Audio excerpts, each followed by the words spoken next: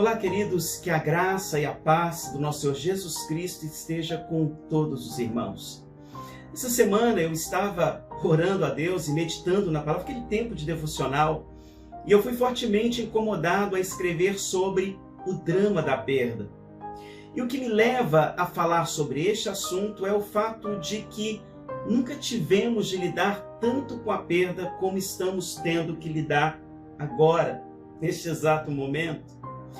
Talvez você não tenha perdido um amigo ou um familiar, mas conhece alguém que chora e que ainda não conseguiu superar este sofrimento.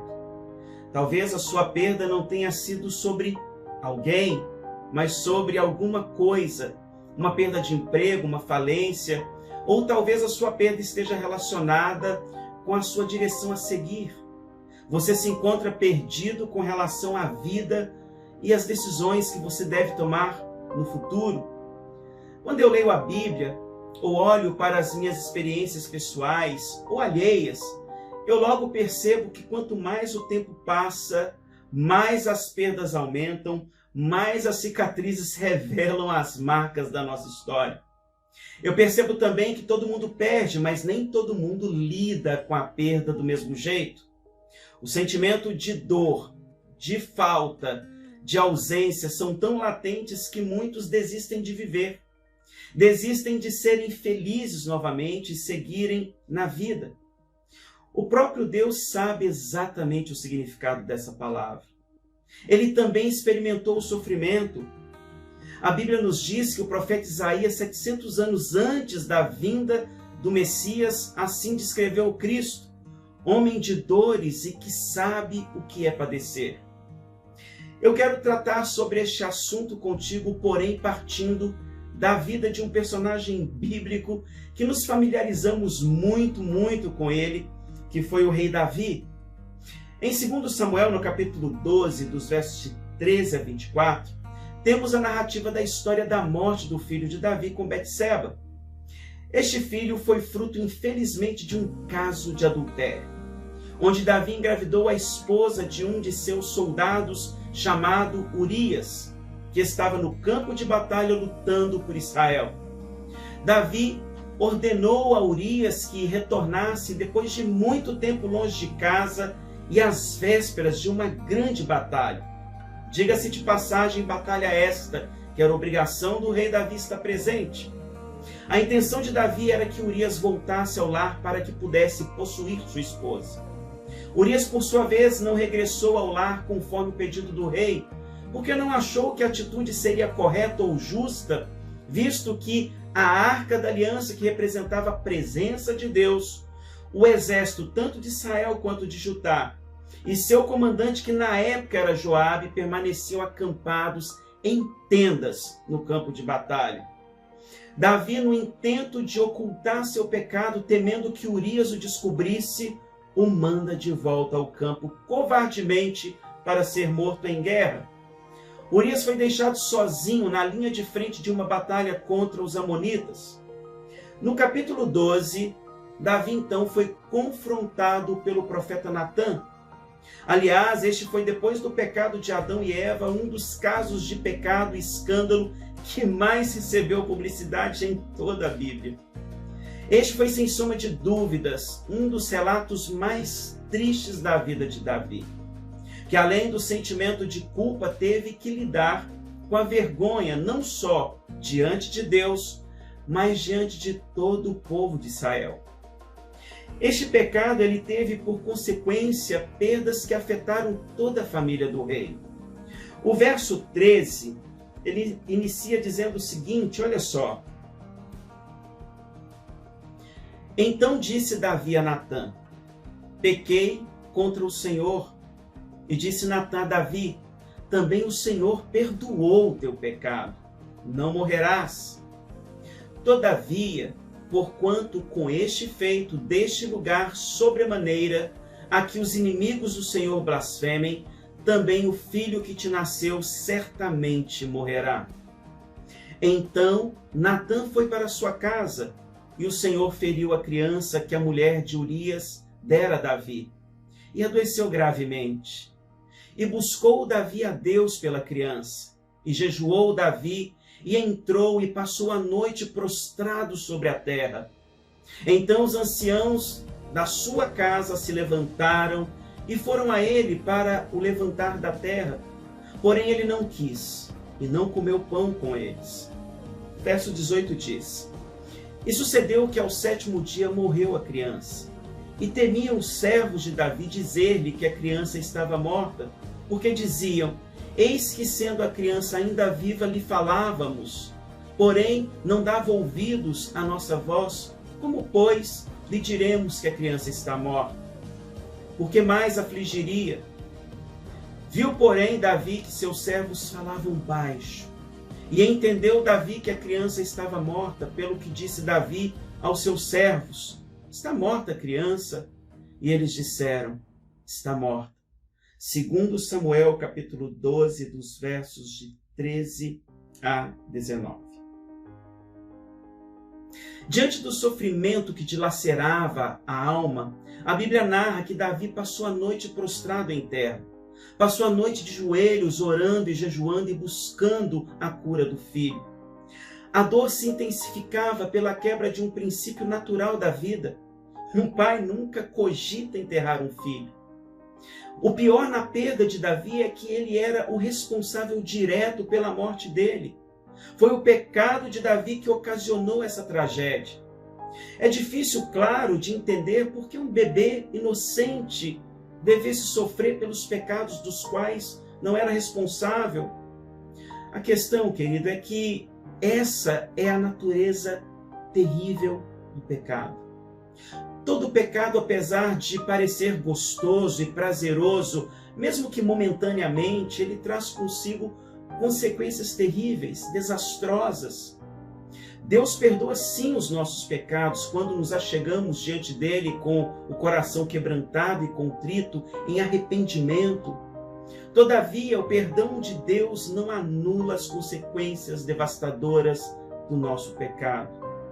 Quantos são os cônjuges e filhos que sofrem terrivelmente por causa do adultério cometido por um pai? O pecado, ele nunca é um ato isolado. Quantas pessoas inocentes são vítimas diariamente de criminosos? Quantas crianças são vitimadas por erros cometidos por outras pessoas? Eu quero hoje focar nossa reflexão em como Davi vai lidar com a morte do filho, como ele vai reagir diante da perda. E creio serem estas atitudes que nos enriquecerão para também vencermos os nossos dramas. Não quero trabalhar hoje a questão teológica desse assunto do sofrimento. Vamos dar continuidade à nossa leitura de 2 Samuel, capítulo 12, dos versos de 20 a 24? Olha só o que diz. Então Davi se levantou da terra e se lavou e se ungiu e mudou de roupas e entrou na casa do Senhor e adorou. Então foi à sua casa e pediu pão, e lhe puseram pão e comeu. Verso 21. E disseram-lhe seus servos: Que é isto que fizeste? Pela criança viva jejuaste e choraste, porém depois que morreu a criança te levantaste e comeste pão.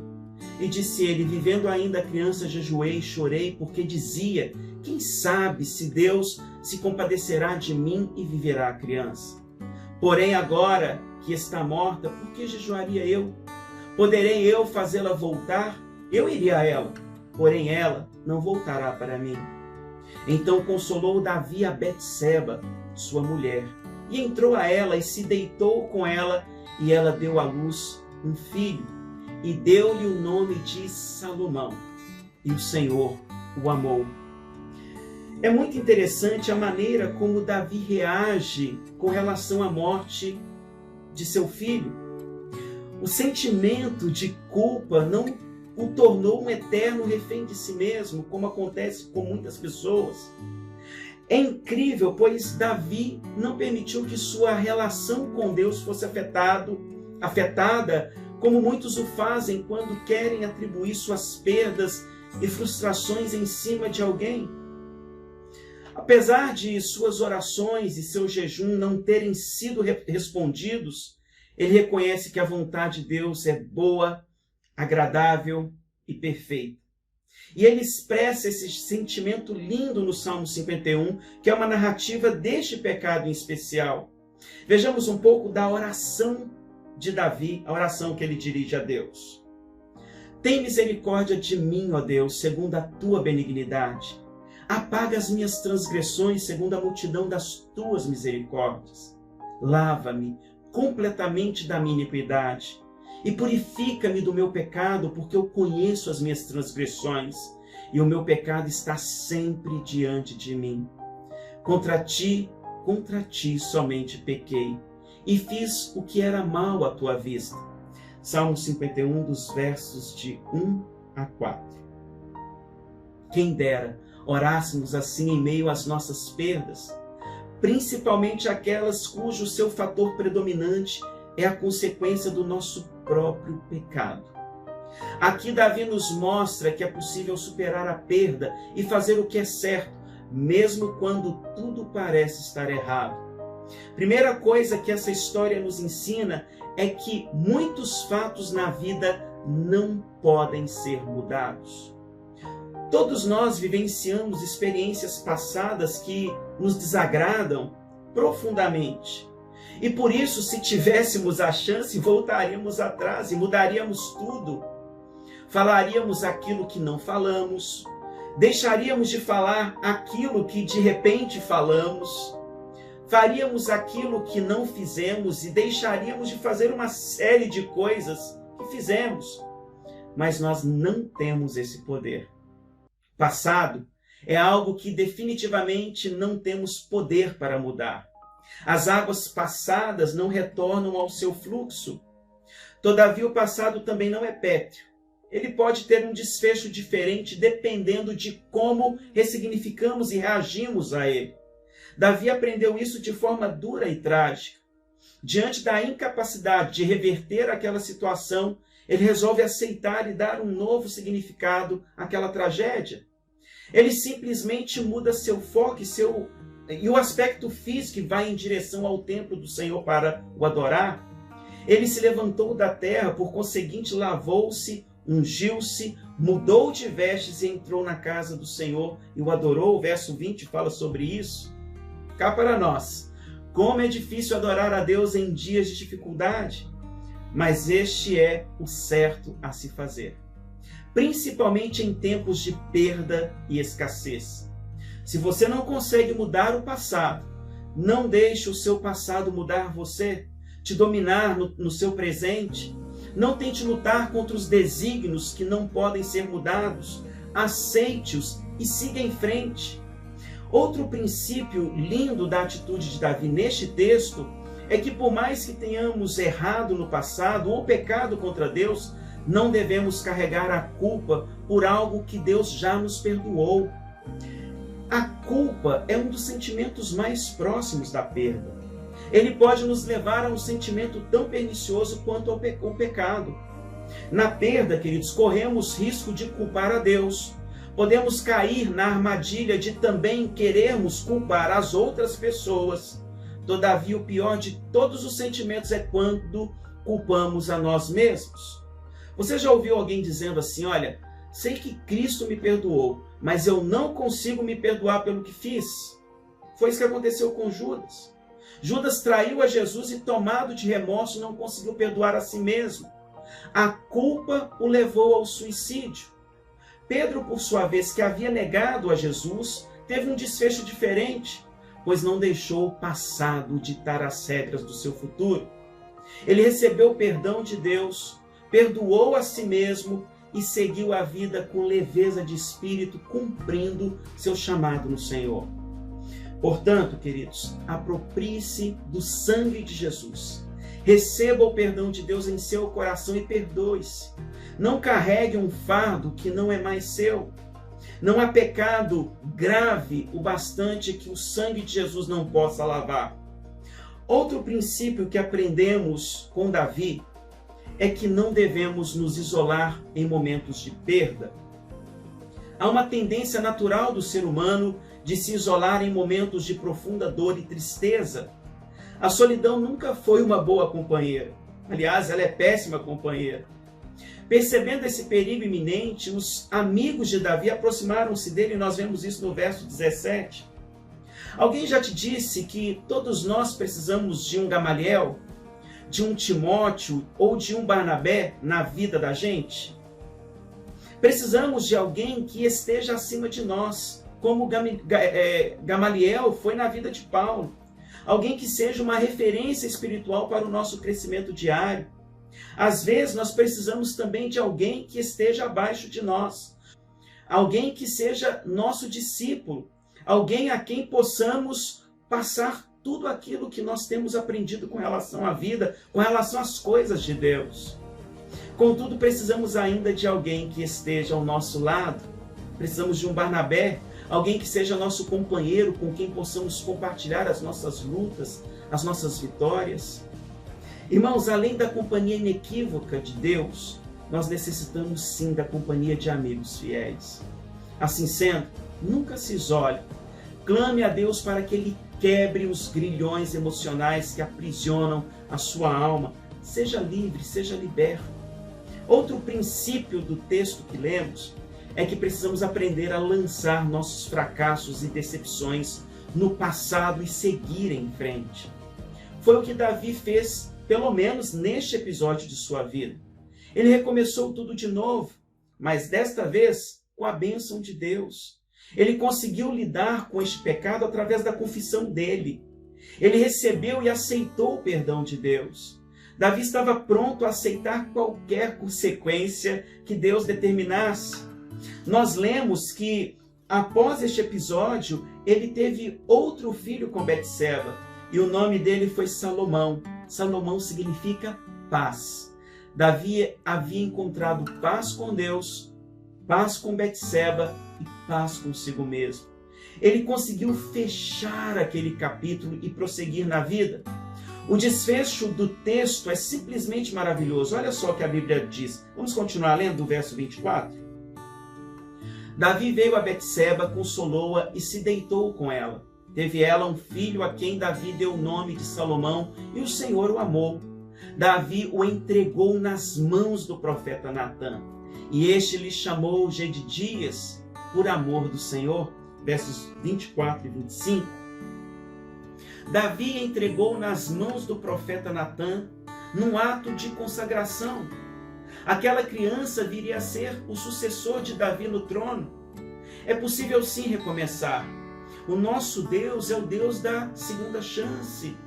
Assim sendo, amado irmão, aceite aquilo que você não pode mudar. Não se culpe por algo que Deus já te perdoou. Não se isole nunca na sua vida. Ande com pessoas. Deixe o seu fracasso e as suas decepções no passado e siga em frente. Recomece tudo de novo, mas desta vez recomece com a bênção de Deus em sua vida. É com a bênção de Deus que podemos construir uma nova história, um novo rumo, uma nova trajetória. Aqui nós fechamos a mais uma reflexão. O meu desejo é que você seja restaurado por meio desta palavra e siga em frente. Que Deus abençoe, que Deus cure e conforte o coração de todos os que perderam seus familiares e amigos ao longo desta pandemia assoladora. Que Deus o ajude a superar esta grande perda. No mais, um grande e forte abraço e até o próximo.